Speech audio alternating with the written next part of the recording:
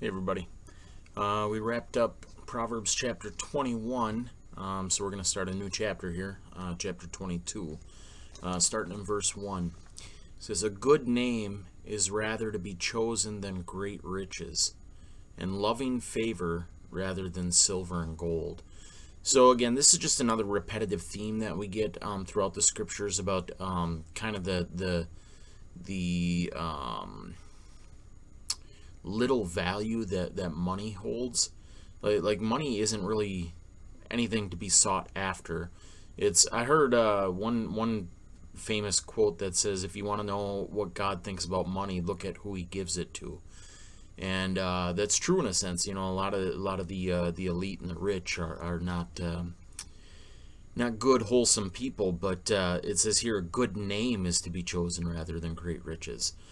For people to speak well of you, for people to think well of you, for you to have a good reputation, for people to know you as honest and decent and good and wholesome. That's much rather to be desired than riches. It just goes to show that money isn't really anything. You know, money comes and goes. It doesn't get you anything. It doesn't buy security. It doesn't earn comfort. It's just something to be used. You know, when the Lord blesses you with it, amen. When it's gone, amen as well. Verse 2, the rich and poor meet together. The Lord is the maker of them all. So again, there it is. That money has really no relevance in the eternal perspective. Everybody's going to die. Your money is not going to prevent death. You're going to die and you're going to meet the Lord. You're going to stand before the God of all creation and have to give an account for your life. And that's rich and poor, big and small, everybody, famous and infamous, and just the average Joe and the rich politician. We're all going to die and stand before the judgment seat. We all meet the same fate in the end. A prudent man foreseeth the evil and hideth himself, but the simple pass on and are punished. This is a verse that's kind of stuck out to me here. Just thinking about it, prudence, like prudence is like a self-contained wisdom. It's like a pondering, like considering, rather than acting rashly. It's looking at the situation before you, not making instantaneous decisions, but thinking things through, and being restrained. Instead of just going for what you desire, thinking it through. And so a prudent man foresees evil. He looks at the situation. Evil and lost people crave a desire and go for it.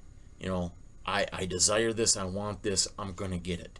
A prudent man follows that through. A prudent man goes, okay, I can do this and I'll get that instant satisfaction. What comes next? I'm going to get the consequences of this. A prudent man plays the scenario out to the final step. Whereas a rash, usually lost people make instantaneous decisions, and even saved people who are immature in the faith and haven't learned this yet, still make those instant, because you desire something, you just make a decision and do it without thinking through the consequences. So prudence takes a step back from the situation, looks at it and goes, what's going to become of this? If I do this, what are the consequences? What's going to happen? And so prudence learns that eventually, with maturity, you learn to do that even with your words. If I say this, and this is going to happen, it's going to cause this in the other person. So you start to really think through even what you say and what you think. A prudent man knows that his thoughts usually leads to cravings, which then leads to sin. So you learn to check your thoughts as well. By humility and the fear of the Lord are riches and honor and life. So by being humble, abased, preferring others above self, seeking the pleasure and desires of others before you seek your own, lowering yourself, considering others better than you, By doing that, by being humble and the fear of the Lord, by fearing God, by recognizing the consequences of sin, by recognizing his omnipotence, his all-powerful hand that holds your breath and heart in his hands, that he's angry with the wicked every day, that he can't even look upon sin. When you really know those things and consider it, it puts you in a reverential fear, where it's like, I don't want to disobey and anger my God, who is so powerful and so jealous for his glory, and so just, that he must have justice on sin. So you start to think these things through, and it causes this fear of the Lord, this reverential fear, where I don't want to be disobedient. A, because he loves me, and B, because he holds my essence in his hands. Like, he can wipe a person out like that. So there's a fear. By those two things, by humility, by lowering self, and having that reverential respect and fear for God, come riches, which is just an abundance. Doesn't necessarily have to be monetary, but an abundance in whatever, in the things that life has to offer. Honor, which is like people respecting you, and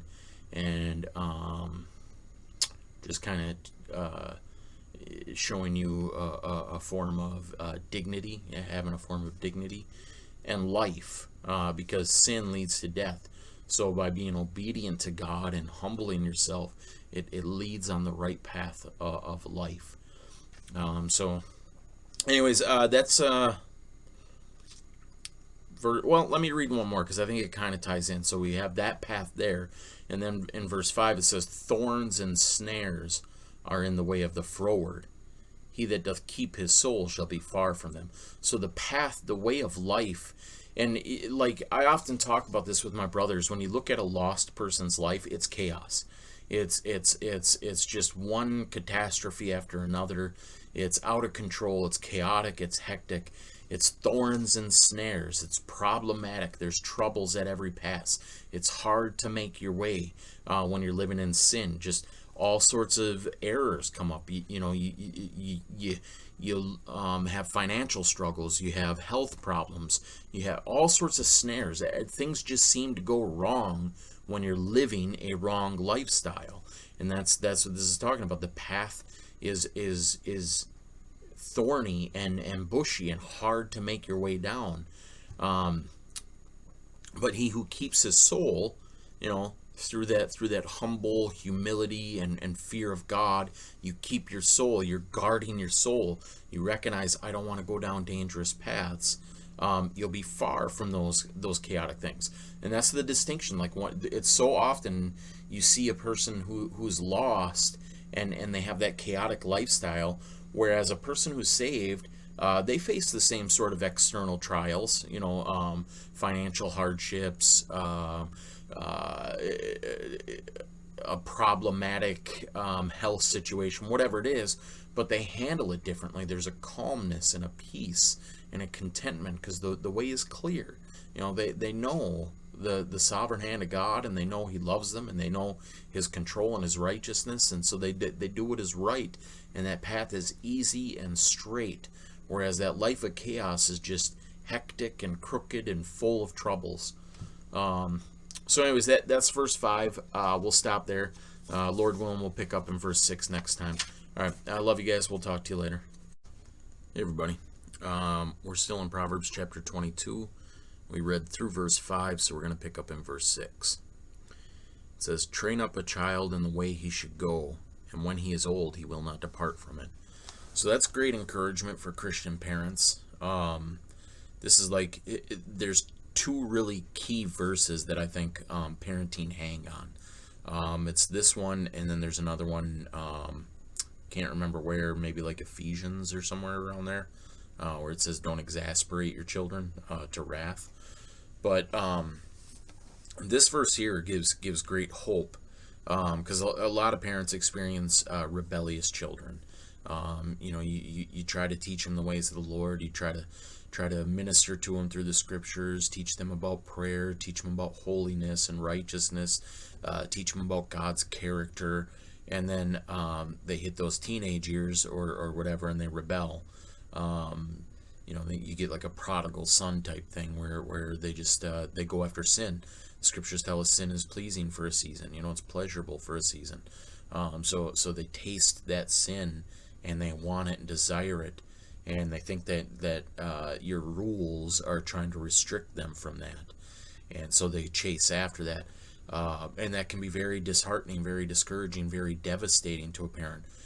Knowing a born again Christian, knowing the realities of heaven and hell, it's very grievous to see your child going down the paths of destruction. It can devastate a heart and destroy a parent. So there's great hope here in that if you've trained them up in the way they should go, you've taught them the scriptures, not in a legalistic, pious, religious way, but in a real relationship way, where you've shown them the relationship you have with Christ, where you've shown them the Christ likeness in your heart, and the love and the worship and adoration you have for God, and the importance of the Holy Scriptures, and you've poured that into them. If you've trained them up in those ways, then you have great hope. When they're old, they will not depart from it. So there's great hope. There's that's a promise that if you've trained them up the right way, in their latter days when they're old, they're going to come back to it. They're not going to depart. They're going to remember. And unfortunately, sometimes it takes hitting rock bottom, so to speak. Like the prodigal son, it takes their eyes being open to the devastating results of sin, and so they have to experience that. But when they do, when everything in the world falls apart on them, they'll know where the answer is. They'll know where to turn. They'll know where hope is. And so a parent can have great confidence and trust in that you've taught them the way. You've shown them the way. You've planted the seeds. You've set signposts, so to speak, in their life that direct them where to turn when everything falls apart. And so then when it does fall apart, they know exactly where to go. And so a parent can trust in that, and can really hang their hat on this verse and have great hope in this verse. God does not lie. He speaks the truth. If he wrote it, then it's true, and you can rely on it and trust in it. Verse 7, the rich ruleth over the poor, and the borrower is servant to the lender. That's a verse that's very applicable in American society. We have an entire system, an entire economic system based on lending. Like it's very, very rare for a person to outright own their own home, to own their own car, to have no college debt, to have no small business debt. It's incredibly rare. Most people in America are living on credit. And this verse says that you're therefore a servant to the lender. You place yourself in slavery under the lender. And the system is set up in a way where it's almost impossible not to do that. Things are so expensive in America, and the pay scale in relation is so minuscule that it's almost impossible to make a living and to survive without occurring some sort of debt. At some point in time, you're going to have to take out a credit card. You're going to have to take out a loan. That's just the reality of America. And unfortunately, that puts us into slavery, into bondage under those rulers. And these rich, wicked men usually charge extensive usury, which is interest. And the Bible condemns usury as well. But our entire banking system is set up on that. The Federal Reserve, which isn't a federal institution, it's a private bank owned by private bankers, the rich. Like this, the rich ruleth over the poor. These uber rich, the super elite of the world, the top 1% of 1% of 1%, control the entire flow of money. And so the Federal Reserve System is set up where our entire government is in debt. And what do they use as collateral? Their citizens.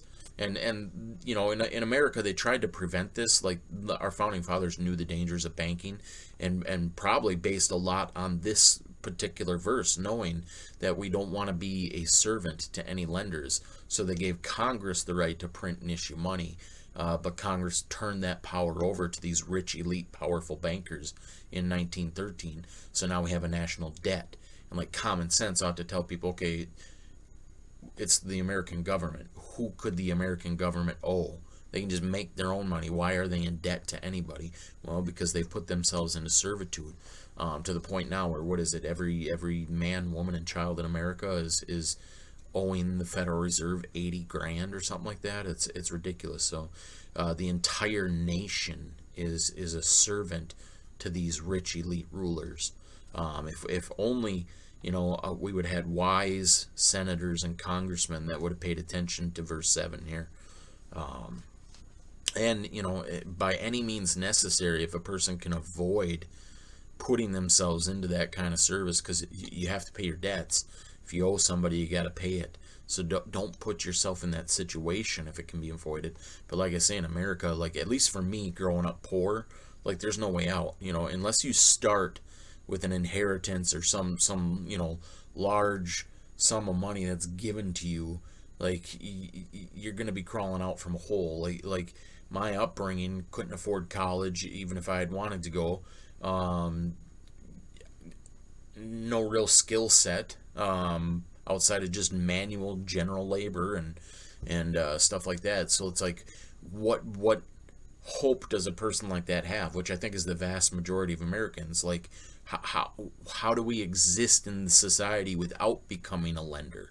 Like, or without becoming a servant to the lender? Like, how do you get a car to get to and from work without a loan? How do you get a home, to live in without getting a loan? Nobody just has 250 grand laying around. Nobody has 50 grand for a car laying around that they can just pay cash. So society is set up in a way to just enslave us and keep us down. Verse 8, he that soweth iniquity shall reap vanity, and the rod of his anger shall fail. So he that soweth, that's creating, putting into.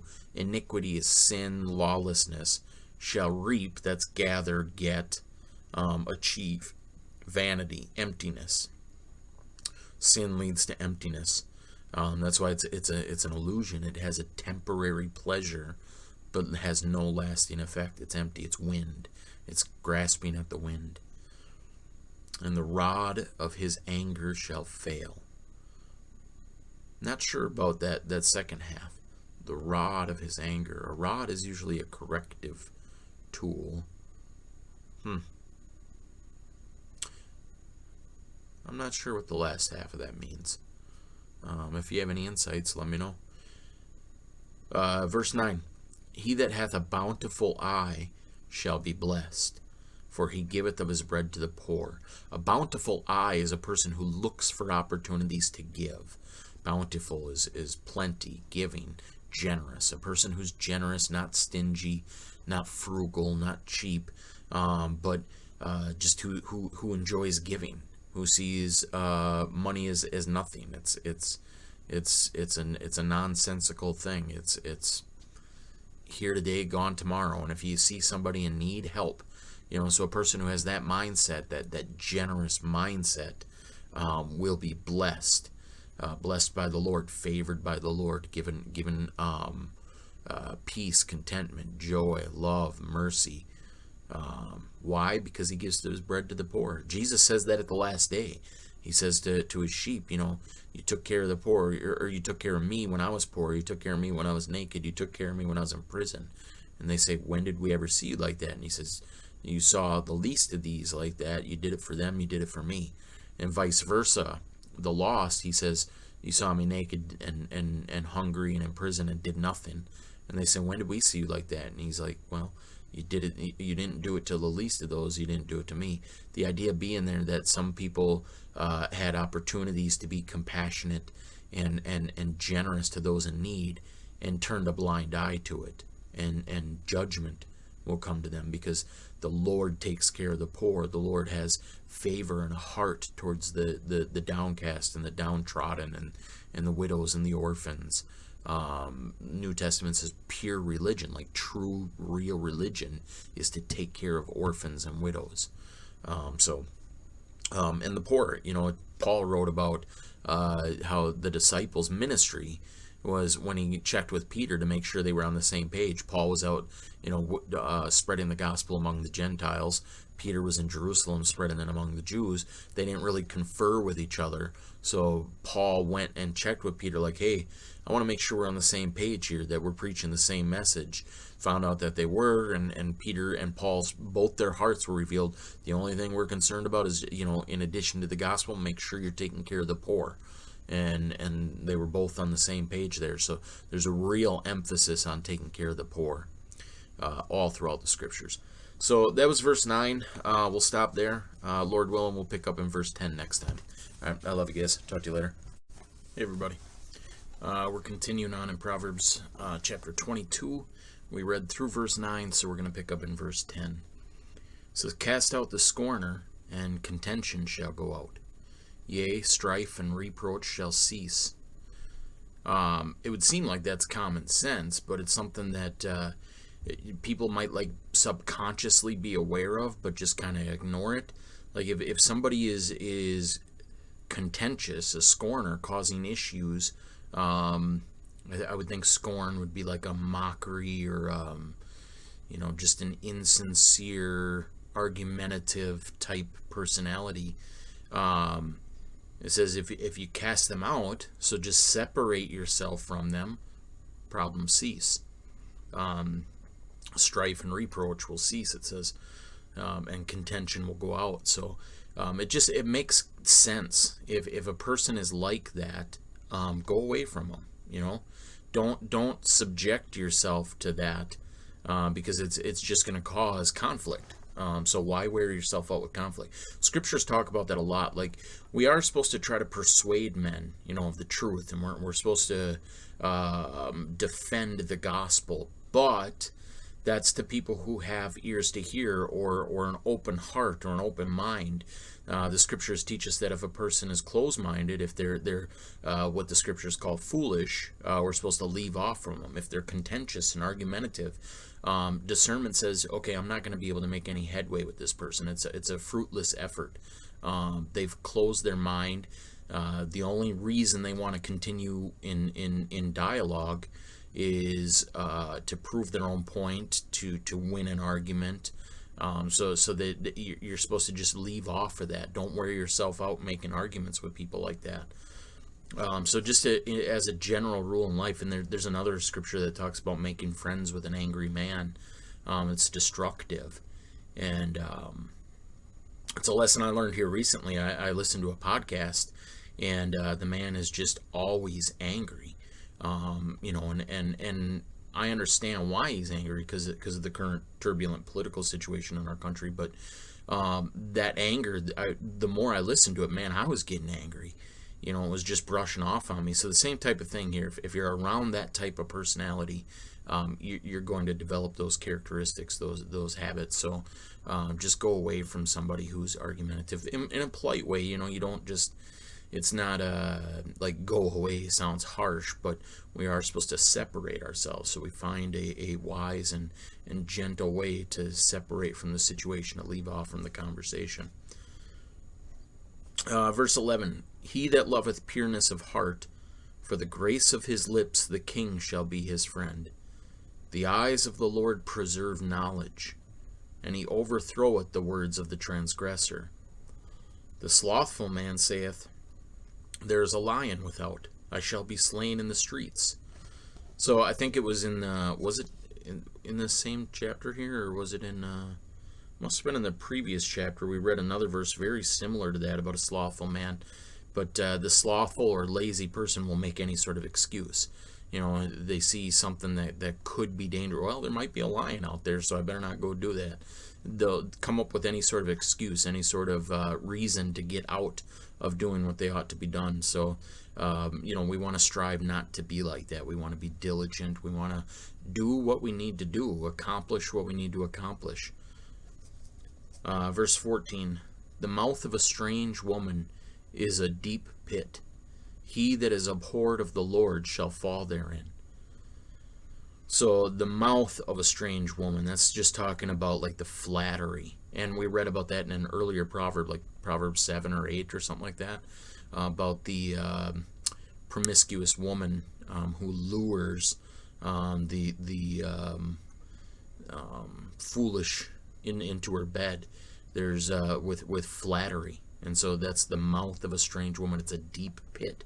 And those that are abhorred, hated, detested by the Lord are going to fall in it. If the Lord gives you over to that, you're going to fall into it. And the end of that proverb that we read back, I think it's in 7, says that the end of her path is death. Her feet go down to hell. So there's destruction in sexual temptation. And it's not just the woman that flatters, but men are more susceptible, I think, to allurement. Well, that's not true. A charismatic guy with smooth words can talk women into things as well. So it's just about being wise, realizing that flirtation and flattery are lies that lead to destruction. And we ought not to be chasing after beauty anyways. The scriptures tell us to go after godliness, holiness. So you just have to be careful, to realize if a person is trying to seduce you into sex before marriage, that's sin. And it doesn't matter who they say they are or where they think they stand. You need to flee from that. It's a dangerous pit. Sex outside of marriage is sin that leads to death. And it needs, it's one of the sins the scriptures tell us to flee from youthful lust. So we're supposed to run away from it. When somebody's trying to tempt you or talk you into it, that's not a good person. That's not somebody you should be around. A righteous and holy person understands righteousness and holiness and is going to respect that, and is going to realize that sex is made for marriage, and that's it. So you want to stay away from the flattery and the flirtation.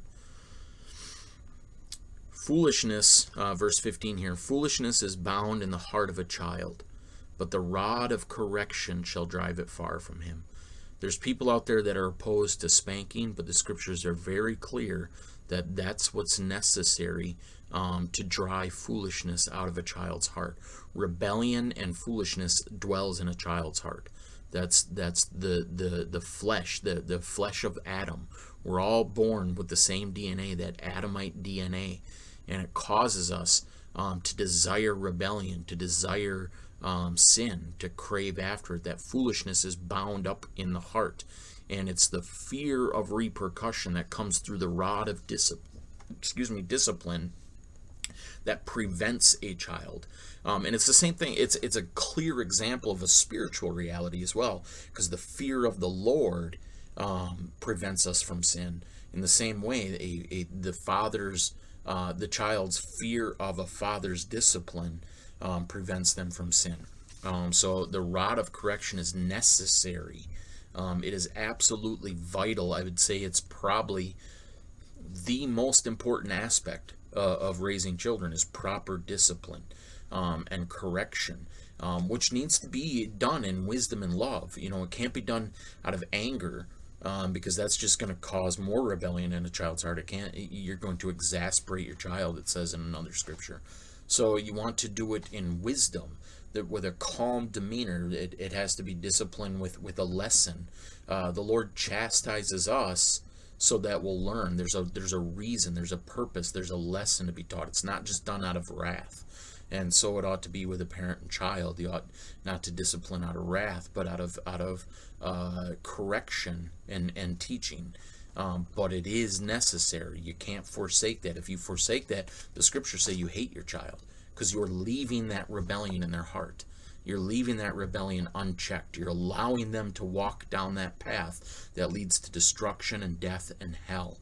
And so it is your duty as a parent to bring that correction to the child, to show them this is a dangerous path. Don't go this way. Death is this way. And so that's the teaching behind the discipline, but you can't forsake the discipline, or you're just leaving your child to open rebellion. So, all right, we'll stop there. That was verse 15. Lord willing, we'll pick up in verse 16 next time. All right, I love you guys. We'll talk to you later. Hey, everyone.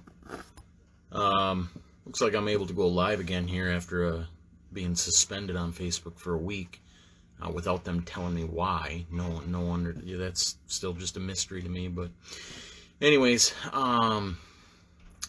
let's pick up here. We're in Proverbs Chapter 22. We read through 15. So let's pick up in verse 16. He that oppresseth the poor to increase his riches, and he that giveth to the rich shall surely come to want. That describes our entire modern banking system. It's all set up to help the rich get richer and to keep the poor poor. And in the end, that's why we shouldn't grumble or whine or complain or express some sort of dissatisfaction with the Lord's providence, because in the end, these people are going to pay for their wickedness. We don't have to grieve ourselves over the seeming prosperity of the wicked. They're set in slippery places. They're going to fall, and their destruction is going to be complete and utter and devastating. Whereas we are going to be saved and inherit the earth. The meek shall inherit the earth. We get the kingdom. So they get a temporary pleasure now for this little short space of time that we're here, but then they're going to have to pay the consequences. We've been redeemed from those consequences now, so we may have to suffer or go through hardships now for this short little period, but then we gain eternal life. So we end up much, much better than they, so we shouldn't stress out or feel like it's unfair to see the wicked prosper. This is their moment in the sun. They get this little time period. Verse 17, bow down thine ear and hear the words of the wise, and apply thine heart unto my knowledge. So again, just Solomon encouraging us, listen to wisdom, listen to knowledge. For it is a pleasant thing if thou keep them within thee. They shall withal be fitted in thy lips, that thy trust may be in the Lord. I have made known to thee this day, even to thee. Have not I written to thee excellent things and counsels and knowledge, that I might make thee know the certainty of the words of truth, that thou mightest answer the words of truth to them that send unto thee. So that's kind of a unique little section of scripture there, verse 17 through 21, because usually the Proverbs are just little nuggets of wisdom, just line upon line of wisdom. Something, of course, fortune cookies are like a blasphemous, idolatrous idea, but these are kind of, if I can use that crude analogy, Proverbs are like the fortune cookies of the scriptures. It's little nuggets of wisdom packed into one line. Usually is the case. You just get and it's a multitude of wisdom. It's a treasure trove of gold. Perhaps a better analogy would be Proverbs. The entire book of Proverbs is like a treasure chest, and each verse is a gold piece or a gold coin or a gold nugget.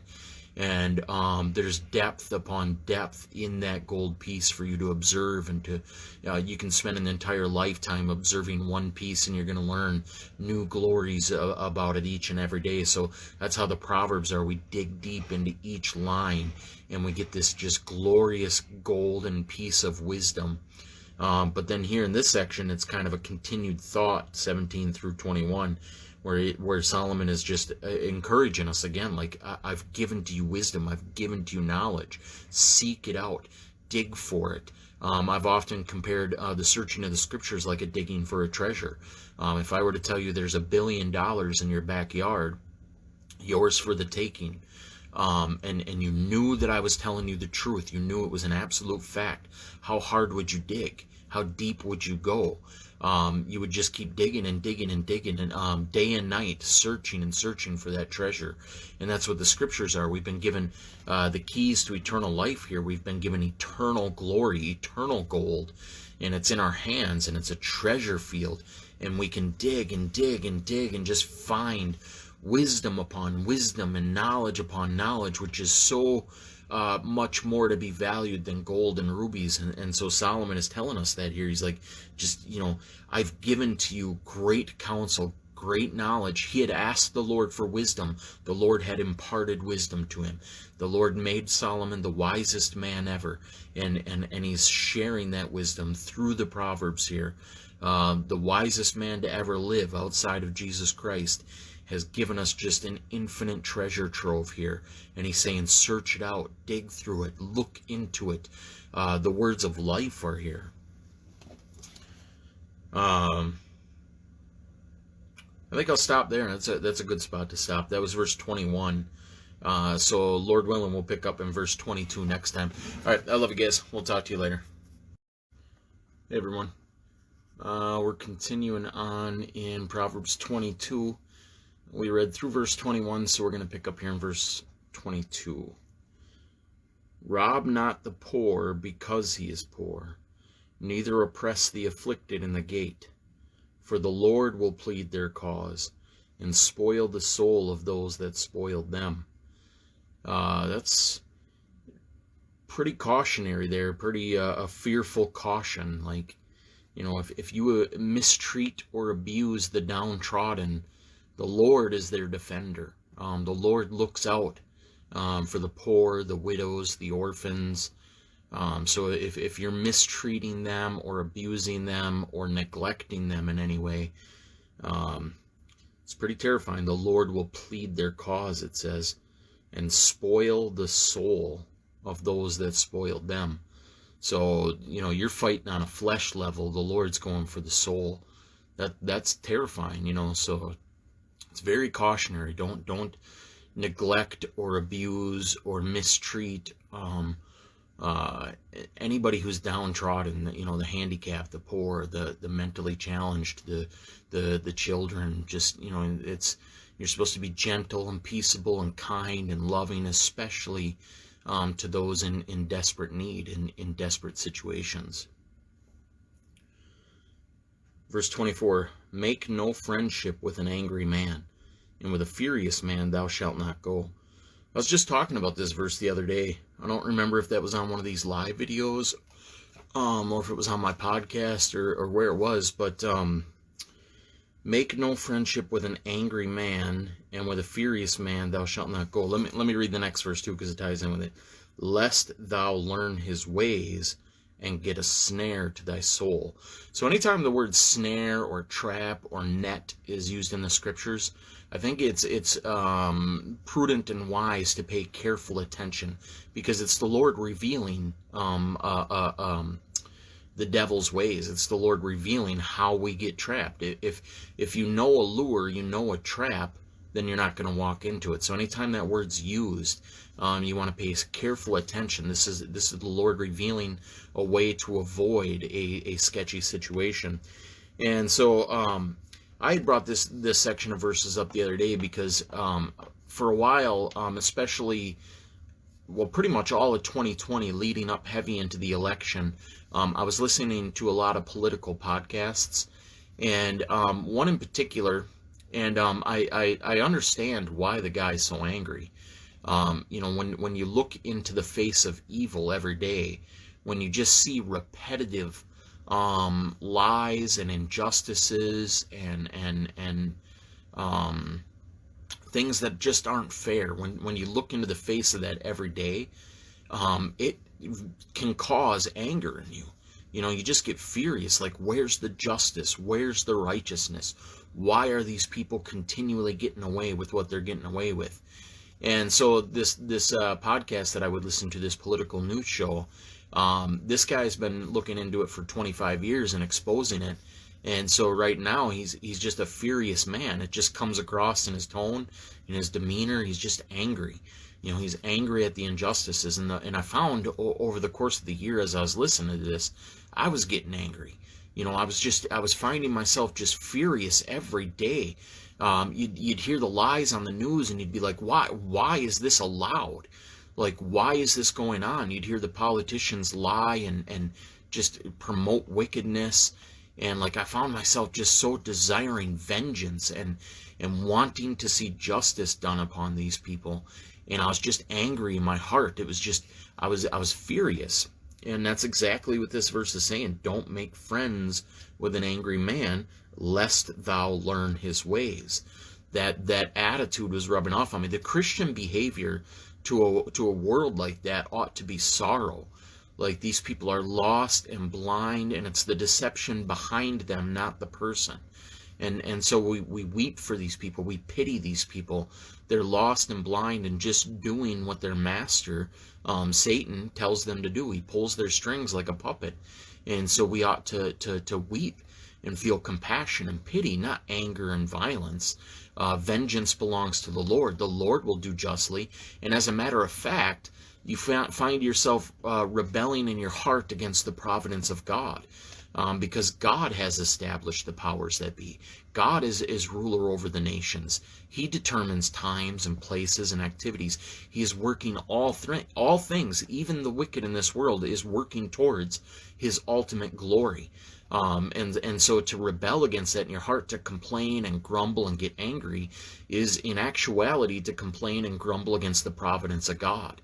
And so I got really blinded in that for several months. Even though I had brothers and sisters trying to point it out to me, I would justify it. I'd say, look, we're supposed to expose the unfruitful works of darkness, and it's righteous anger.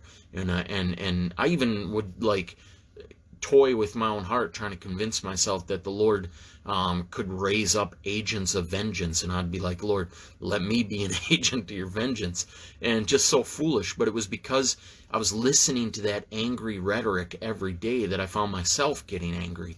And as soon as I stopped, I separated from it and turned it off and just refocused on things that are important, the eternal kingdom. God's got this world in his hands. Whether Biden's president or Trump's president or Russia takes over America or China takes over America, that's all in God's providence. He's in control of it. He's designed all things. What he asks for us to do is to seek righteousness, to seek holiness, personal holiness. I've got my own personal struggles with sin that ought to be consuming my time rather than these national affairs. I need to strive to walk in holiness. I need to strive to be a better witness, to be less hypocritical, to strive to see souls saved, not to see political reform or political change. That's irrelevant to the Christian ethos, to the Christian purpose. We're supposed to be seeking the kingdom of God. And so once I stopped listening to that guy, and I do have a love for that guy, and I appreciate that guy, and I feel like,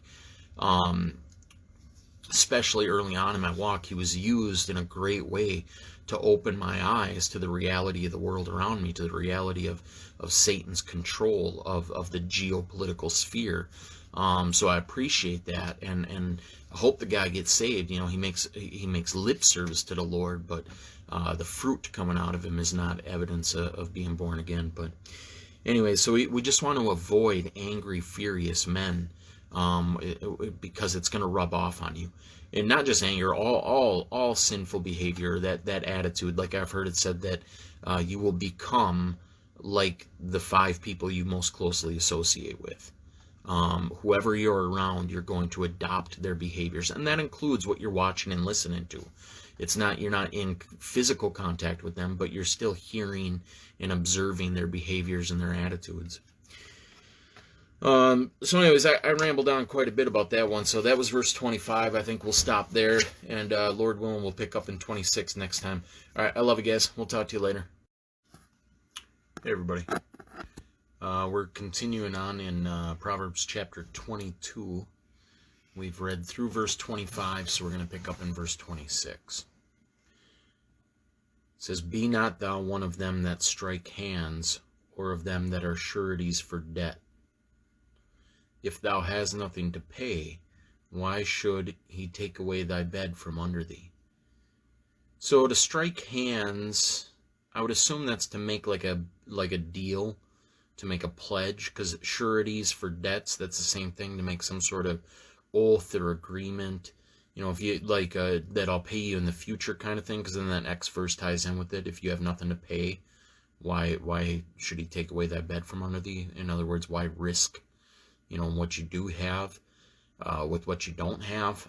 So it's just about being a wise steward of your money. It ties into a lot of previous verses we've read about like the credit system, and it's kind of a shame how America is really founded upon that borrower lender service, the credit type service, which is surety or usury. And those are things the Bible commands against. It's foolish. Use what you have, pay what you have, don't go beyond your means. So that's what this is saying too. Like, don't make oaths, don't make pledges, don't gamble in a sense with what you don't have. Stick within your means, stick within your financial limits. And there's just really good wisdom in that. It's foolish to just borrow on credit and store up all sorts of debt, and you're just delaying inevitable calamity. That calamity is going to come in the future, so you just want to be careful about how you use your resources, how you use your money. And so that's what this is getting at here, I think, is just being fiscally responsible, being wise with your money. We don't love money. That should be the furthest thing from your heart. But you shouldn't put yourself in a bad situation in order to gain something temporarily. Like the best way to explain is credit. To get a credit card and to go into debt, going on shopping sprees is just foolish. I understand in today's society, like for especially for me, like a single man, but for everybody in America, it's almost impossible to live without incurring some sort of debt. You got to get a car loan. You gotta pay off school debts. You got to pay a home loan. So these things, like these are snares that this American system has set up to get us trapped from birth almost. So things like that you really can't avoid. But the things you can avoid, you should. To just get a credit card and go buy a bunch of clothes or electronics or something is just foolish. 28, remove not the ancient landmark which thy fathers have set. So that was just like in the old days, they would divide their land with a landmark. This is my property, this is your property. Don't remove that. Don't be scandalous. Don't try to take from your neighbor. That's in a sense stealing, like moving the land boundaries, the dividing line. So don't do that. And then verse 29 here, seest thou a man diligent in his business? He shall stand before kings. He shall not stand before mean men. So again, just an encouragement to be diligent about your business, to be diligent, to be hardworking, to be frugal, to be wise, but also to be generous and benevolent and giving and kind, to share, to not have, like, these are financial responsibilities and goals. These are marks of a Christian when it comes to money. You ought not to love money. Money ought to be a nonsensical thing. Like, it's something you shouldn't even really think about as far as like getting. There should be no craving or getting. Like, that shows greed. And 1 Timothy 6 talks a lot about that. So that ought to be the foundation. Money ought to have no hold on the Christian heart. Whether you have it or don't is irrelevant. The Lord provides what we need. The scriptures say, having food and clothing, with these we shall be content. And in America, most of us have an abundance of food and clothing. And so we have all sorts of extras too. But you ought to not crave money, to greedily covet, to want. Like, that shows something wrong with the heart. That shows you're putting trust and happiness and contentment in the wrong things. So that ought to be the foundation. The secondary foundation, I think, would be to be generous, to give, to share, to realize that if the Lord blesses you, use it for his kingdom purposes. If you have other brothers and saints, especially in the kingdom, those in the kingdom that need help. If you can further advance the kingdom by funding an evangelist or buying gospel tracts or Bibles, do that. If you can help the poor, the orphans, the widows, do that. So that ought to be like the secondary thing. So these are the principles of money: to not have a love of it, to be generous and kind and benevolent, and then third, to be wise and frugal, to not just willy-nilly throw it away and put yourself in debt to make bad investments, to make ridiculous agreements or contracts, but to be wise, not because you love money, but because you don't want to put yourself in debt to anybody. You don't want to have to owe anybody. You don't want to have to be a slave to that lender, because we as Christians are people of our word. If I give you my word that I'm going to pay you something, I have to keep my word. That's what Christians do. We're people of integrity. So I think that would be a third foundation. I'm sure there's a lot more. I'm just roughing it off the top of my head here, but those would be three things that come to mind in regards to money, and that's what the scriptures are talking about here. To be frugal, to be wise, to be diligent, to be benevolent and generous and kind, and to not be greedy, to not let it have a hold on your heart. So. Anyways, that's Proverbs chapter 22. So, Lord willing, we'll pick up in 23 next time. All right. I love you guys. We'll talk to you later.